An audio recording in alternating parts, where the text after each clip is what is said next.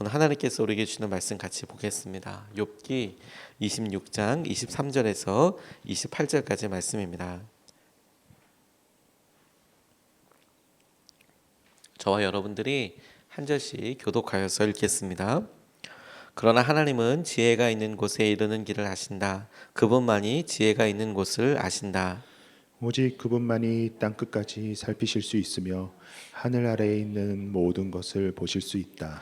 그분께서 저울로 바람의 강약을 달아보시던 그때에 물의 분량을 달아보시던 그때에 비가 내리는 규칙을 세우시던 그때에 천둥 번개가 치는 길을 정하시던 그때에 바로 그때에 그분께서 지혜를 보시고 지혜를 칭찬하시고 지혜를 튼튼하게 세우시고 지혜를 시험해 보셨다. 그런 다음에 하나님은 사람을 말하셨다. 주님을 경외하는 것이 지혜요 악을 멀리하는 것이 슬기다. 아멘. 하나님 말씀입니다. 욥기서 말씀을 통해서 주님께서 우리에게 말에 대하여 관계에 대하여 이렇게 점검하게 하셔서 너무너무 감사합니다. 오늘 본문 말씀을 이렇게 보다가 농담처럼 그냥 피식 이런 생각을 한번 해보게 됐어요. 이름이 지혜인 사람은 오늘 정말 좋았겠다 이런 생각을 하게 됐어요. 주님께서 지혜를 아시고 지혜를 축복해 주시고 이럴 때 우리가 알고 있는 지혜, 우리가 실제로 알고 있는 그런 생각과 주님께서 우리에게 약속해 주신 것을 우리가 함께 누릴 수 있을까? 이런 생각이 제게 들었습니다. 욥기 27장서부터 28장까지는 욥의 긴 답변으로 이루어져 있습니다. 바로 앞에 빌닷이 짧게 이야기한 것을 생각해 보면 욥이 엄청나게 길게 답변을 하고 있는데 그 답변 중에서 거의 말미에 해당되는 부분을 우리가 읽었습니다. 긴 답변을 쭉 읽어가 보면 우리가 욥기를 읽을 때마다 항상 자주 경험하게 되는 그런 일 중에 하나가 뭐냐면 처음에 고백했던 그 삶의 무게, 말의 무게와 나중에 변화된 그의 삶의 무게 혹은 말의 무게, 처음에 고백하게 된 믿음의 어떤 긍정적인 거나 혹은 부정적인 모습, 근데 마지막에 그 반대로 다시 긍정적이 되거나 다시 부정적이 되는 이런 모습이 욥기의 긴 대화를 통해서 꽤 자주 발견이 됩니다. 어떤 때는 욥의 친구들에게 하는 말이었다가 어떤 때는 하나님에게 하게 되고 혹은 하나님께 직접 하는 표현이 되어 있다가 어떤 때는 또 친구들한테 이야기하고, 근데 그 사이에 어떤 때는 분명히 믿음으로 이야기하는 것 같고 어떤 때는 너무 많이 흔들리는 것 같고 의심하고 있는 것 같고, 이 요럴 차이가 욥기에 참 많이 등장을 해요. 그래서 욥기를 묵상할 때 꽤 까다로운 게 뭐냐면 그래서 믿음이 있다는 거야 없다는 거야, 지금 그래서 믿는다는 거야 안 믿는다는 거야, 그럼 하나님 의지하겠다는 거야 말겠다는 거야, 이제 이런 식으로 접근을 하게 되면 굉장히 낭패를 보게 돼요. 모르겠다고 생각을 하게 되는 것이죠. 이게 지금 무슨 말인지. 그래서 욥은 믿음의 사람으로 얘기해야 됩니까? 아니면 의심의 사람으로, 끝까지 아파하던 사람으로 이야기해야 합니까? 그런데 저는 이 욥기를 묵상하면서 최근에 우리가 같이 설교하면서 제게 큰 은혜가 되는 것이 오히려 이게 우리 삶이랑 정말 많이 닮았다는 생각을 하게 돼요. 오히려 이게 보면, 그러니까 이 한 단락을 어떻게 주제를 정해 보고, 그러니까 욥의 한 생각을 혹은 욥의 친구의 한 마음을 딱 한 단어로 이렇게 집어 보려고 할 때 굉장히 곤혹스럽거든요. 이걸 어떻게 해야 될까? 왜냐하면 한 단락단락마다 말이 막 탁탁탁 점프하고 막 그러니까. 그런데 그냥 가만히 생각해 보고 그냥 마음을 따라가 보려고 하면 그래 나도 맞아 이런 적이 있었어. 말은 믿음으로 막 이야기하지만 실제 마음은 너무 어렵고 두려웠던 적도 있고, 그리고 내가 지금 마음은 확신이 있는데 그래 나는 주님이 어떻게든 나를 붙잡아 주실 거야 라고 생각을 하는데 말은 하나님 어떻게 해주시겠어 이렇게 이야기할 때가 또 제게 있고, 그냥 제가 거울을 보고 있는 듯한 느낌이 들어요. 거울을 볼 때 저만 알고 있는 내밀한 것, 저만 알고 있는, 저만 볼 수 있는 영역의 그냥 모습이 거울 앞에 이렇게 보여지는 것 같아요. 믿음으로 이야기하지만 여전히 흔들리는 모습이나, 그냥 내 안에 믿음은 있어도 여전히 내가 말을 그렇게 하는 모습이나, 또 주위에 있는 사람들이나, 참 희한한 것 같아요. 그래서 욥기가 혼동된다라는 느낌으로 접근하기보다 참 내 모습 같다, 그렇게 보니까 이 단어와 이렇게 말씀하는 것을 통해서 우리에게 보여지고 우리에게 하나님께서 이렇게 보여주시는, 이렇게 지적해 주시는, 점검하게 해주시는 그런 부분을 붙잡게 됩니다. 첫 번째로 제가 주목하고 같이 붙잡게 된 것은 뭐냐면 욥이 알고 있었다. 욥이 이미 지혜에 대해서도 알고 있고 하나님이 어떻게 하시는지에 대해서도 욥이 이미 알고 있었다. 이렇게 한번 고백해 보게 됐어요. 23절 24절 말씀은 그러나 하나님은 지혜가 있는 곳에 이르는 길을 아신다. 그분만이 지혜가 있는 곳을 아신다. 오직 그분만이 땅끝까지 살피실 수 있으며 하늘 아래에 있는 모든 것을 보실 수 있다. 이렇게 고백하고 있어요. 하나님이 다 보실 수 있다. 지혜가 하나님께 있다라고 이야기하고 있죠. 욥의 고백은 앞서 욥의 세 친구들이 했던 말인 것을 떠올리게 됐어요. 욥이 하는 말이 우리가 욥기 전체가 읽다 보면 조금 난해하게 느껴지는 부분이 뭐냐면 욥과 욥의 세 친구들의 말이 이렇게 말로는 이렇게 구분이 되어 있는데 장으로는 구분되어 있는데 내용상으로는 막 욥이 처음에 막 이야기하고 지적했던 부분을 나중에 욥의 세 친구가 이야기하기도 하고 욥의 세 친구의 입으로 고백했던 말이 욥에게 또 있기도 하고 심지어 욥이 이렇게 했던 이야기에 대해서 이제 엘리후와 이후에 하나님께서 막 물어보시는 내용들이 있어요. 그리고 그 대답을 앞에서 욥이 먼저 하기도 하고 막 왔다 갔다 합니다. 근데 그가 새삼스럽게 고백하는 것에 대해서 제가 이 말을 믿었는지 안 믿었는지 이제 그런 거를 따져가는 것보다 그가 하나님에 대해서 알고 있었으나 그것이 고통과 고난 가운데 힘이 되지 않고 있는 것에 대해서 주목하게 됐어요. 욥이 몰랐다. 욥이 하나님께서 지혜의 하나님이시고 그가 창조하시고 그가 이 모든 일을 주도하고 계신다는 것을 모른 게 아니고 알고 있었는데 그런데 오랜 고난 가운데 하나님에 대해서 알고 있었던 그의 지식이 그에게 있어서 능력이 더 이상 되지 못하던 때가 있더라. 이게 중심이겠구나라는 생각을 하게 됐어요. 모른다. 하나님이 어떤 분이지 몰라서 힘든 게 보다 우리의 믿음은 그게 아니라 우리가 알고 있는 이 하나님에 대한 고백과 믿음이 우리에게 실제로 누려지지 않고 있는 것에 대해서 우리가 고민하고 그리고 그것이 믿음의 단계를 넘어서기 위해서 굉장히 중요한 포인트라는 거예요. 그래서 전혀 모르는 사실에 대해서 내가 깨닫고 알게 되기 위해서 노력하는 것이 좋은 일이고 필요한 일이고 도전이지만 그런데 정작 거기에서 해답을 얻기보다 우리가 알고 있는 것에서 그게 정말 복음이 능력이고 하나님이 말씀하신 것에 대해서 내가 안정감을 누리고 있고 내가 주님이 말씀하셨기 때문에 평안함을 누리고 있는가, 알고 있는 수준이 아니라 실제로 누리고 있는가, 적용하는 것이 우리가 고난 가운데 겪게 되는 일이고 또 그런 반복적인 과정들을 통해서 우리가 하나님을 경험하게 되고 믿음의 능력이 성장하게 되는 것이라고 그렇게 보게 됐어요. 욥의 그래서 한 모습을 보면서 변했네, 믿음이 떨어졌네, 시험 들었네 이렇게 볼 게 아니라 그렇지 이게 우리의 모습이지. 근데 그럼에도 불구하고 우리가 하루하루를 보내고 1년, 2년을 이렇게 어떤 때는 고통 가운데 어떤 때는 확신 가운데 어떤 때는 주님이 주시는 믿음과 그 믿음에 대한 간증과 열매로 분연히 일어서게 됐었을 때도 있고 어떤 때는 오랜 침묵 가운데 있었다. 내가 잊혀진 거 아닌가 외롭다라고 느끼는 시기를 쭉 통과하고 나니까 우리에게 밋밋하게 혹은 확 머리로만 알고 있었던 혹은 한 번의 경험으로만 알고 있었던 것이 하나님을 어떻게 신뢰하게 되고 그게 어떤 능력인지를 점점 더 알게 되는 그런 은혜로 바꾸어 가는 것이라고요. 위어스비라는 강의 설교가가 있는데 그분이 현대 교회에 대해서 이렇게 묘사하고 이야기할 때 이런 예증을 들었어요. 현대 교회에 대해서 이야기할 때 현대 교회는 성도님 목마르시죠? 라고 이렇게 이야기하고 물어보고 그림을 한 장 보여주면서 이제 생수를 보여주는 거죠. 생수를. 자, 이거 진짜 맛있는 물이에요. 여러분 답답하실 때 있죠? 그래서 시중에서 파는 아주 좋은 생수병을 이렇게 보여주면서 그림을 보여주면서 이게 제일 맛있더라고요. 이물 뭐 걸러지는데 오래 걸렸어요. 그래서 비싸요. 이거 어디서 구할 수 있어요? 여러분 몸이 이렇게 힘드시죠? 그럴 때 또 다른 생수 그림을 꺼내놓고 이거 먹으면 진짜 마음이 시원해집니다. 막 속이 다 시원하게 씻겨져 내려가는 것 같아요. 계속 이렇게 설명하는 거죠. 그러면 앉아 있는 사람들이 아이고 그거 진짜 좋겠네요. 나 그물 먹고 싶네요. 생수가 필요하네요. 라고 이야기할 때 자 이제 설교 마치겠습니다.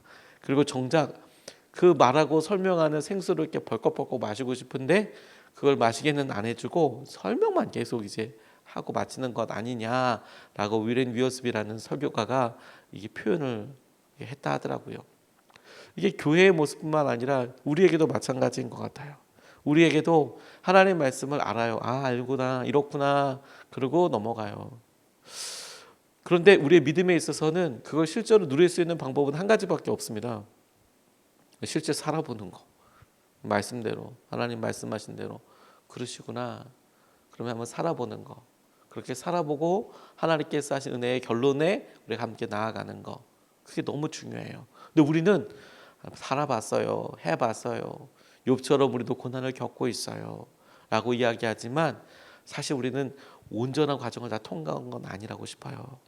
최근에 책을 한 권 읽다가 저 스스로에게 되게 위안이 됐던 게 뭐냐면 요즘 새 4차 산업혁명이라고 이야기하지 않습니까? 그래서 뭐 어떤 내용이 뭐 쭉 이야기되고 뭐 5G 뭐 이렇게 얘기하는데 그래서 이런 산업혁명들 1차, 2차, 3차, 4차 이런 것들 이렇게 구분하는 걸 이렇게 볼 때 1차 산업혁명이 우리에게 굉장히 커다란 삶의 변화를 가져왔거든요. 증기기관이 발견되는 것으로 인하여서 산업화라는 것이 이루어지게 되고 일의 분업이 이루어지게 되고 노동이 이제 전체 어떤 기술자가 있어서 처음서부터 끝까지 그 사람의 손을 통해서 다 이렇게 전문가가 해야 되는 것에 비해서 이제 어떤 사람은 그냥 뭐 만드는 것만 계속하고 어떤 사람은 그 다음 일만 막 하고 그리고 거기에 기계들이 들어가면서 이제 정저 대량화되고 그래서 예전에는 그런 간의 수공업 중심의 노동을 해야 하니까 대가족 제도가 있을 수밖에 없었고 그런데 점점 도시화되는 일이 일어나고 핵 가족화되는 일이 일어나고 그래서 그 혁명이라는 것 자체가 짧은 시간 안에 아주 급격하게 세상 사람들이 혹은 삶이 변하는 것을 말하거든요. 급격하게 그건 우리 모두가 그냥 알고 있습니다.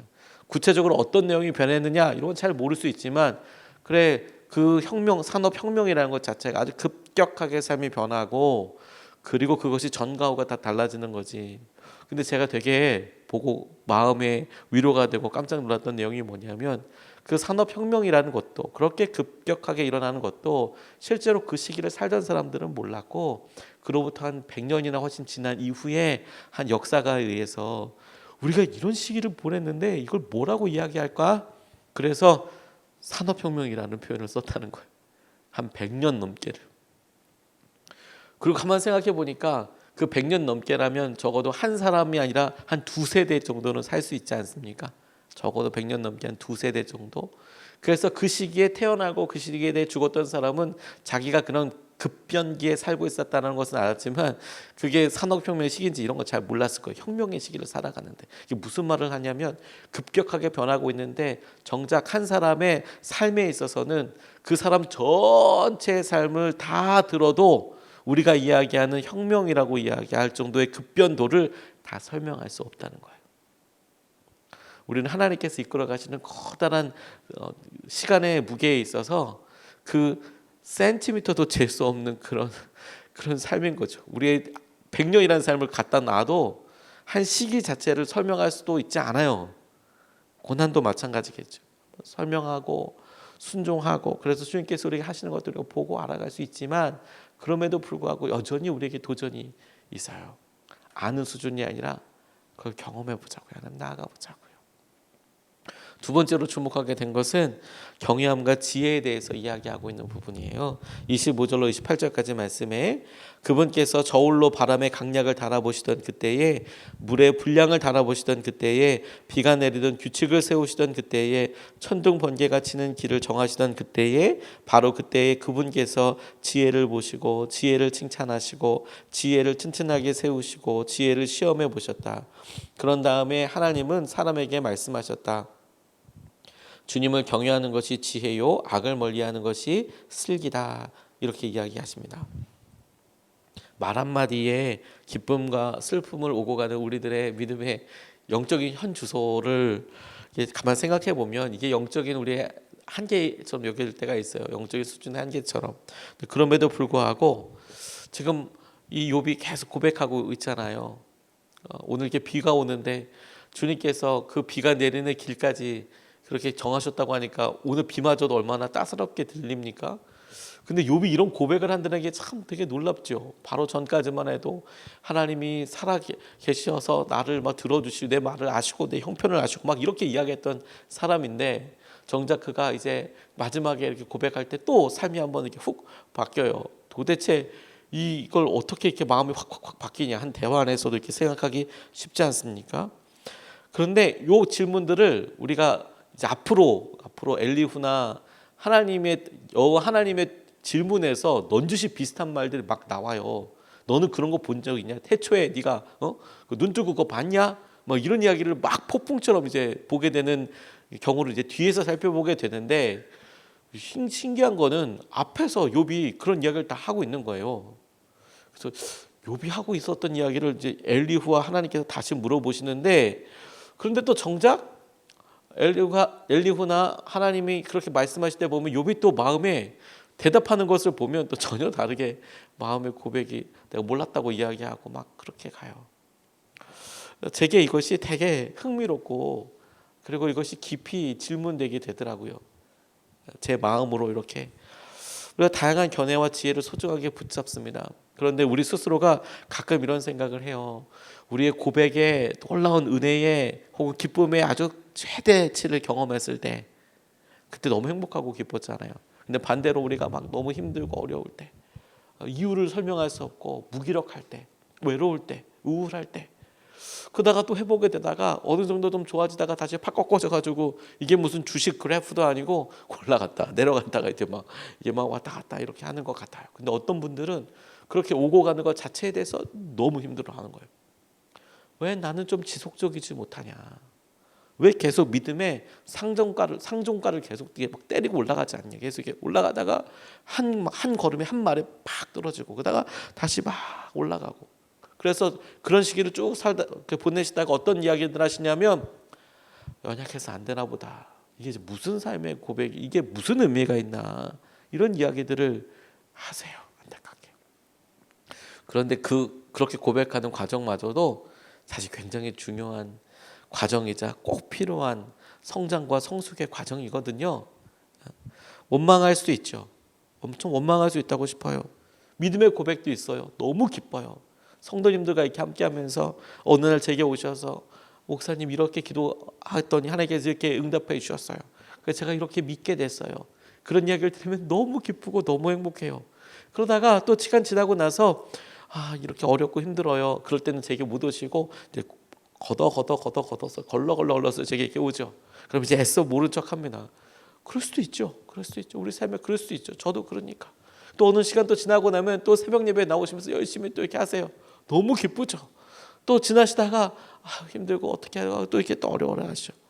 그 모습을 보면서 그럴 수도 있죠. 근데 그 시간 보면서 그런 과정들이 그러면 쓸데없는 건가요? 필요 없는 건가요? 다시 영으로 돌아가서 처음부터 시작하는 건가요? 아니 믿음으로 내가 지금 의심하고 있으니까 마이너스로 빡 떨어진 건가요? 그거 아니에요. 그런 게 아니에요. 그것 자체로 너무 의미 있는 거예요. 여러분 이것을 가만히 보면 그러면 지혜가 생겨요. 막 이렇게 힘들고 어렵다가 다시 이렇게 나아지다가 그리고 다시 이렇게 올라갔다가 다시 이렇게 내려갔다가 계속 왔다 갔다 하죠.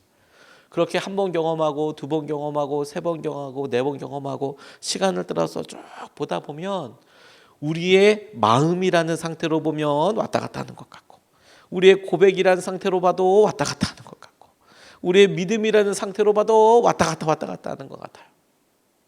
근데 그 시기에 우리를 이끌어 주신 분에 대해서 생각해보고 가만히 생각해봐도 그분이 하나님이고 우리가 어떻게 이것이 극복되게 하시고 어떻게 이렇게 붙잡혀지게 되었나 보면 그것도 약속이고 이렇게 어떻게 무너졌나라고 볼 때도 그 중심이 뭐였나 보면 하나님께로부터 멀어진 것인 것을 또 알게 되고 마치 그 중심을 가만히 찾아보면 주님의 은혜를 놀랍게 누리게 될 날이 이렇게 주님께서 이끌어 가시는 거구나 이렇게 보게 하여 주시는 거구나 그래서 욥이 지금 욥기 내내 힘들었다 좋았다 믿는다, 못 믿겠다, 어디 계시냐, 여기 계시는구나, 수없이 이렇게 왔다 갔다 하는 것이 의미 없는 게 아니라 그러면서 정말 중심으로 찾아가는 거예요. 하나님을 만날 때까지, 하나님께서 은혜를 주실 때까지, 허락하실 때까지. 그런 의미에서 오늘도 욥이 고백한 이 말을 그대로 저는 믿습니다. 그러니까 욥이 흔들릴 때도 있잖아요. 어려울 때도 있잖아요. 이 말을 어떻게 믿어요? 이렇게 접근할 게 아니라 저는 욥이 그의 믿음에 있어서 최대치로 고백한 것 같은 이 믿음을, 고백을 진짜 믿어요. 주님을 경외하는 것이 지혜죠. 그리고 악을 멀리하는 것이 슬기예요. 이렇게 고백하고 믿음으로 이렇게 나아가는 게 우리의 믿음의 그 영역을, 캐파를 점점점 넓히는 거예요. 아, 우리가 여기까지 믿음을 쓸 수 있구나. 그러다 뚝 떨어지더라도 다시 믿음으로 쭉 점프하고, 그래서 우리의 영토, 우리가 믿음으로 나아갈 수 있는 영역, 우리가 믿음으로 하나님께서 주시는 은혜와 마음을 누릴 수 있는 그 지경을 확 넓혀가는 거예요. 성장하고 성숙하고 있는 거예요.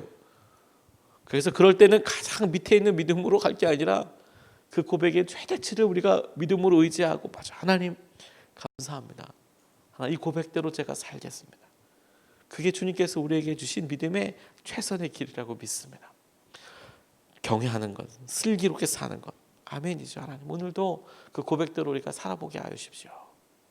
오늘 두 가지 같이 나눴습니다. 첫 번째, 욥이 알고 있었다라는 모습을 통해서 오늘 우리가 알고 있는 것에 대하여 하나님 우리가 온전히 누려지게 하고 살아보게 하여 주십시오. 두 번째, 경외함과 지혜에 대해서 욥이 이야기하고 있는데, 아이고 욥이 힘들었고 어렵고 바로 전에 이야기했던 여러 연약한 모습들, 그것을 부인하자는 것도 아니고 그 말이 틀렸다고 이야기하는 것도 아니고 그 모습은 욥의 모습이 아니다라고 이야기하는 것도 아니에요. 그런 모습이 욥에게 있어요. 그런데 그럼에도 불구하고 그가 믿음으로 주님을 경외하는 것이 지혜지, 경외하는 거지, 경외하는 거지. 그 말에 대해서 우리가 그대로 의지하는 거죠. 그렇지, 연약하지만 주님께서 하시는 그것을 우리가 보고 우리가 경험하게 하여 주십시오. 이것을 붙잡고 두 번 나눠서 같이 기도하겠습니다. 첫 번째 기도 제목은 순종하며 살게 해달라고 좀 기도하겠습니다. 욥이 잘 알고 있어요, 그 상황과 어려움을.